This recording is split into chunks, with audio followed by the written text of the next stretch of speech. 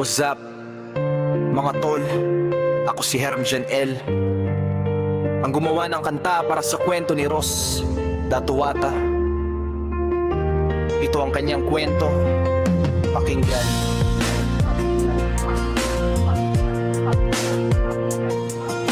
Ako nga pala si Rus, kwento ko'y pakinggan. Taong 2015, buhay ko'y nasubukan. Isang buwan sa ospital, halos di nakayanin. Akala ko'y katapusan na ng aking daigdig. Ngunit Diyos ang sandigan, siya'y di nang iwan. Sa gitna ng dilim, liwanag ay nasilayan. Kung di dahil sa Kanya, wala na ako ngayon. Kaya bumangon ako para sa bagong layon. Kahit ilang beses akong madapat masaktan, babawi pa rin ako, di susuko kailanman.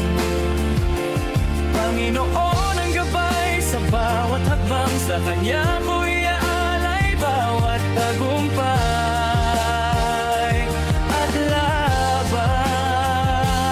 Kahit masak ang puso, kahit luhay di mapigil, para sa mga anak ko ako'y manatiling matatag sa dibdib. Ito na ang simula ng bagong pag-asa. Sa taong 2026, babangon na ako muli sa hirap ng tadhana.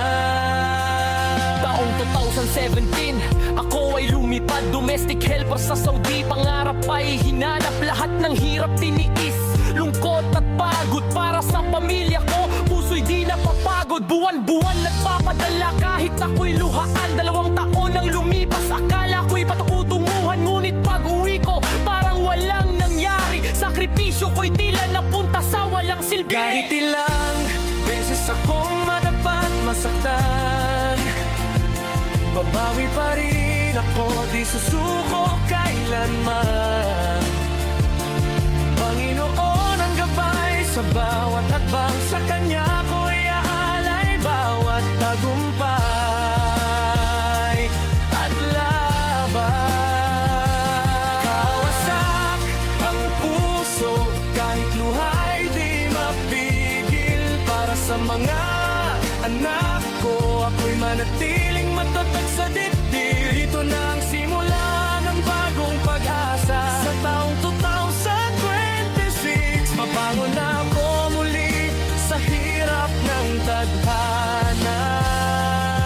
Taong 2021, bumalik muli ako sa Saudi pa rin, dalay bagong pangako. Lumipas ang 3 taon, pareho pa rin ang kwento. Walang ipon, walang pundar, puso'y sugatan nito. Dahil ang asawa ko'y di pinahalagahan, ang perang pinaghirapan ko sa ibang bayan. Hanggang 2024, ako'y tuluyang umuwi. Broken family na kami, sakit ay di mawala. Kahit ilang beses akong madapat masaktan, babawi pa rin ako, di susuko kailanman. Panginoon ang gabay sa bawat hakbang, sa Kanya ko'y aalay bawat tagumpay at laban. Kahit wasak ang puso, kahit luhay di mapigil, para sa mga anak ko ako'y manatiling matatag sa dibdib. Ito na ang simula ng bagong pag-asa. Sa taong 2026, babangon